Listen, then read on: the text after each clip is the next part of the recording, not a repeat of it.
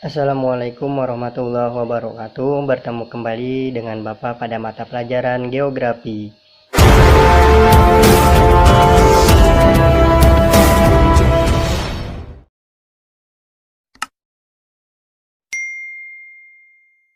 Pada pertemuan hari ini kita akan melanjutkan materi selanjutnya, yaitu tentang prinsip geografi, masih di bab pertama ya, bab 1 tentang pengetahuan dasar geografi.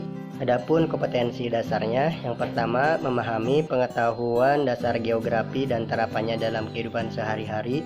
Yang kedua, menyajikan contoh penerapan pengetahuan dasar geografi pada kehidupan sehari-hari dalam bentuk tulisan. Tujuan pembelajarannya, yang pertama, kalian mampu mengidentifikasi prinsip geografi. Yang kedua, mampu menyebutkan prinsip geografi.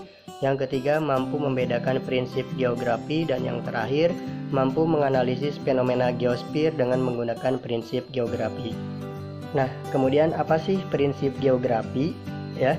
Nah, prinsip geografi adalah sebuah acuan yang digunakan bagi kita untuk menganalisis fenomena-fenomena yang ada di permukaan bumi. Mari kita amati prinsip geografi ya. Prinsip geografi itu ada 4. Yang pertama ada persebaran, kedua ada interrelasi, yang ketiga deskripsi, yang keempat ada korologi. Nah, untuk prinsip persebaran itu berkaitan dengan persebaran fenomena yang ada di muka bumi. Kemudian ada prinsip interrelasi. Prinsip interrelasi itu menjelaskan keterkaitan sebab akibat antara fenomena yang satu dengan fenomena yang lainnya di muka bumi. Yang ketiga ada prinsip deskripsi. Prinsip deskripsi itu menjelaskan fenomena geosfer atau fakta yang terjadi di muka bumi. Dan yang terakhir ada prinsip korologi. Prinsip korologi yaitu gabungan dari 3 prinsip sebelumnya, yaitu persebaran, interrelasi, dan deskripsi. Untuk lebih jelasnya mengenai prinsip geografi, marilah kita simak berdasarkan contohnya ya. Yang pertama itu ada prinsip persebaran. Prinsip persebaran itu berkaitan dengan persebaran fenomena geosfer yang tidak merata di permukaan bumi. Contohnya, pada tahun 2016 terjadi erupsi gunung berapi di Indonesia, antara lain terjadi di Pulau Sumatera, Jawa, dan Bali. Nah, terjadinya erupsi gunung berapi pada tahun 2016 itu tidak hanya di satu wilayah, akan tetapi ada di beberapa wilayah seperti Pulau Sumatera, Jawa, dan Bali. Ya, itu contohnya. Mari kita lihat ya, di sini ada gambar persebaran hewan di Indonesia. Ya, ini wilayah Indonesia dari Sumatera sampai ke Papua, itu setiap wilayah memiliki ciri khas hewannya masing-masing. Jadi fenomena geosfer tentang persebaran hewan itu tidak merata di Indonesia ya, seperti itu. Yang kedua yaitu tentang prinsip interrelasi. Prinsip interrelasi itu menjelaskan keterkaitan sebab akibat antara fenomena yang satu dengan fenomena yang lainnya, baik antara gejala fisik dengan fisik, fisik dengan sosial, sosial dengan sosial. Mari kita amati, di sini ada contohnya. Contohnya itu terjadinya fenomena banjir parah yang diakibatkan oleh penebangan hutan di wilayah hulu ya. Bisa kita amati gambarnya. Hutan itu fungsinya sebagai resapan air ketika hujan ya. Ketika hutannya sudah ditebang, pohon-pohonnya dan sudah dalam keadaan gundul, ketika terjadi hujan deras itu seharusnya kan air itu menyerap ya. Tapi ketika sudah di kondisinya seperti ini, akhirnya air itu mengalir ke daerah hilir ya, sehingga di daerah hilir, di daerah yang datarannya rendah itu akan terjadinya banjir seperti itu. Itulah contoh dari prinsip interrelasi. Yang ketiga ada prinsip deskripsi.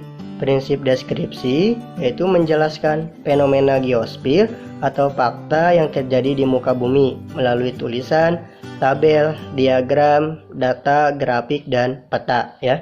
Sebagai salah satu contohnya, pada periode September sampai November tahun 2019, Gunung Merapi tercatat mengalami letusan sebanyak 4 kali. Nah, contoh di sini itu berdasarkan data ya. Pada tahun 2019 ternyata gunung berapi itu mengalami letusan atau erupsi sebanyak 4 kali.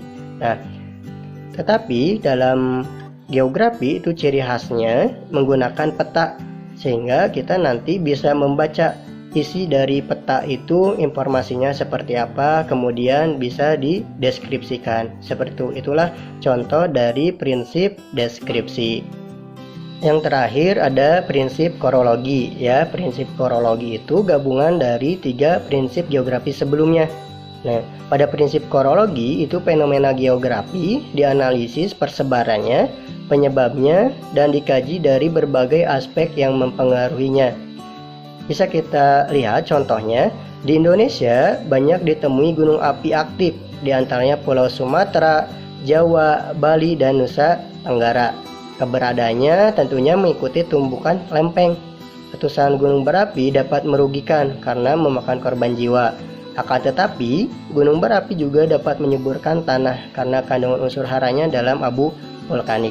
Mari kita analisis ya. Contoh di sini bahwa gunung api aktif itu tersebar di beberapa wilayah yang mengikuti tumbukan lempeng seperti Sumatera, Jawa, Bali, dan Nusa Tenggara kayak gitu. Nah, letusan gunung api itu tentunya memberikan 2 dampak yang positif ataupun dampak yang negatif. Dampak negatifnya tentunya memakan korban jiwa ya.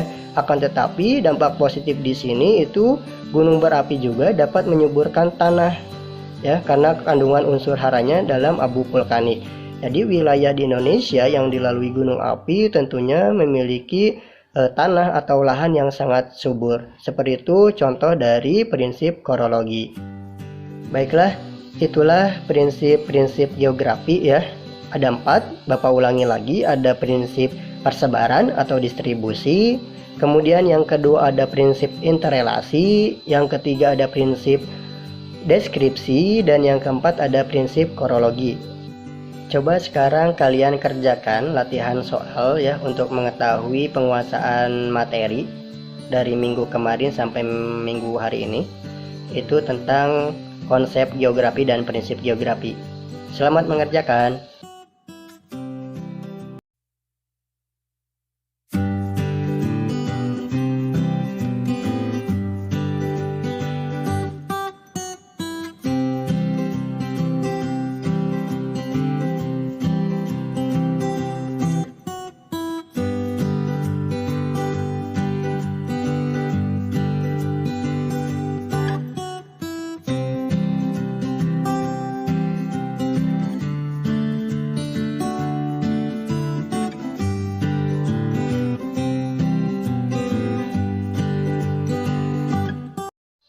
Jangan lupa ya, nanti catatannya dan jawaban latihan soalnya dikirimkan melalui Google Classroom ya, Bapak tunggu. Terima kasih sudah mengikuti pembelajaran hari ini. Semoga memberikan manfaat dan memberikan pengetahuan baru buat kalian semua. Bapak akhiri pembelajarannya. Wassalamualaikum warahmatullahi wabarakatuh.